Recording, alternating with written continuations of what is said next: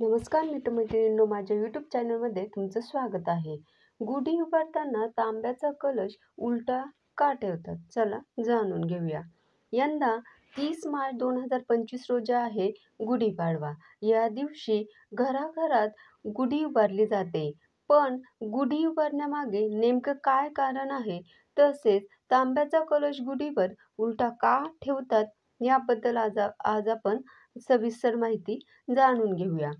गुढी उभारण्याची पद्धत ही चैत्र शुद्ध प्रतिपदेपासून शालिवाहन राजाने शके गणनेला करण्यात आली होती.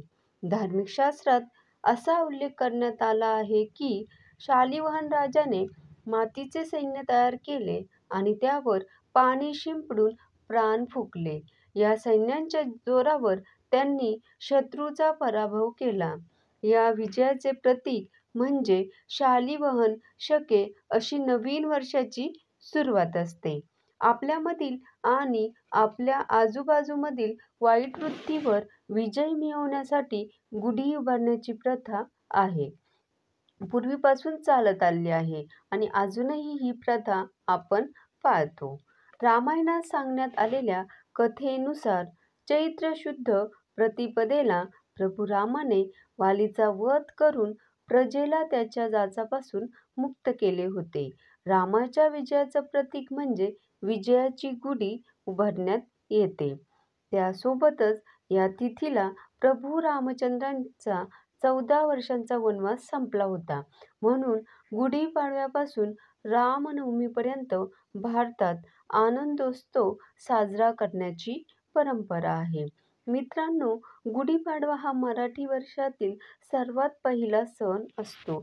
तसेच 3.5 मुहूर्तांपैकी एक पूर्ण मुहूर्त म्हणजे गुढीपाडवा. गुढीपाडव्याला अनेक शुभ कामं केली जातात. दिवसाची सुरुवात गुढी उभारून केली जाते. तुम्ही बघितलं असेल, गुढीवर तांब्याचा कलश उलटा ठेवतात.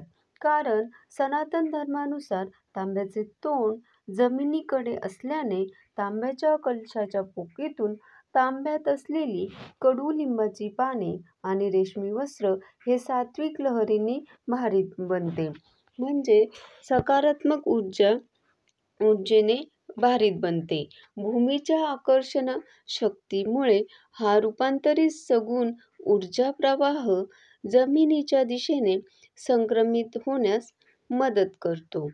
तांब्याची दिशा सुलट ठेवली तर संपूर्णतः ऊर्ध्व दिशेने लहरी बाहेर निघतात आणि जमिनीलगतच्या काही स्तराचे शुद्धीकरण न झाल्याने वायुमंडलातील फक्त ठराविक अशा ऊर्ध्व पट्ट्याचेच शुद्धीकरण होते.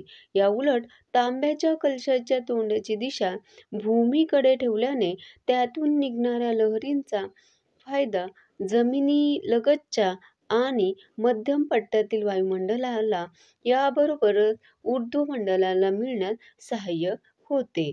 त्याचबरोबर आपण तांब्यावर कुंकवाने स्वस्तिक काढतो.